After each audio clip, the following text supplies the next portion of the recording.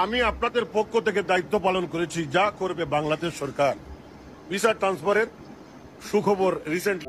আসসালামু আলাইকুম ওয়া রাহমাতুল্লাহি ওয়া বারাকাতুহু। সম্মানিত দর্শক মণ্ডলী, আপনারা সকলে কেমন আছেন? আশা করি আল্লাহর অশেষ মেহেরবানিতে আপনারা সকলেই ভালো আছেন। সো বন্ধুরা, আমরা যারা কিনা দুবাই প্রবাসীরা আছি, তারা কিন্তু সবচাইতে বড় একটা সমস্যার সম্মুখীন হচ্ছি, সেটা হচ্ছে আপনার ট্রান্সফার ভিসা। ট্রান্সফার ভিসার জন্য কিন্তু আমরা ভালো কোম্পানির অফার লেটারটা পাওয়া সত্ত্বেও কিন্তু আমরা জয়েন করতে পারতেছি না, আই মিন ভিসা লাগাতে পারতেছি না।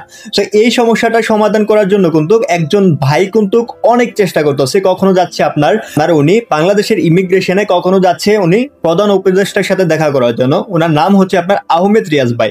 উনি কিন্তু যতটা সম্ভব এতটা প্রচেষ্টা কিন্তু চালিয়ে যাচ্ছে দুবাই প্রবাসীদের যেন ভিসা ট্রান্সফার যেন চালু হয়। তো উনি কিন্তু অনেকদিন ধরেই কাজ করতেছে। সো উনি কিন্তু আমাদের একটা আপডেট দিয়েছে। এই আপডেটটা যদি জানতে চান তাহলে এই ভিডিওটা দেখেন। ওনার আহমেদ রিয়াজ ভাইকে আপনারা সবাই চিনেন, আর ওনার ভিডিওটা একটু দেখেন আপনারা। আমরা একটু ভিডিওটা দেখি।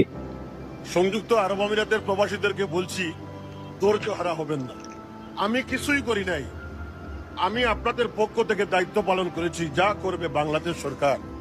ভিসা ট্রান্সফারের সুখবর রিসেন্টলি পাবেন।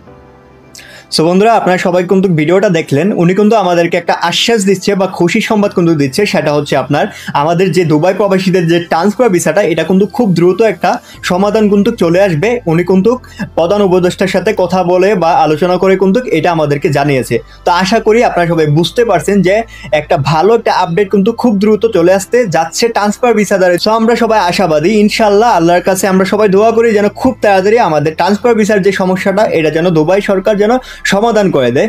সো আহমেদ ভাইকে জানাচ্ছি ধন্যবাদ, আর আজকের মতো ভিডিওটা শেষ করছি।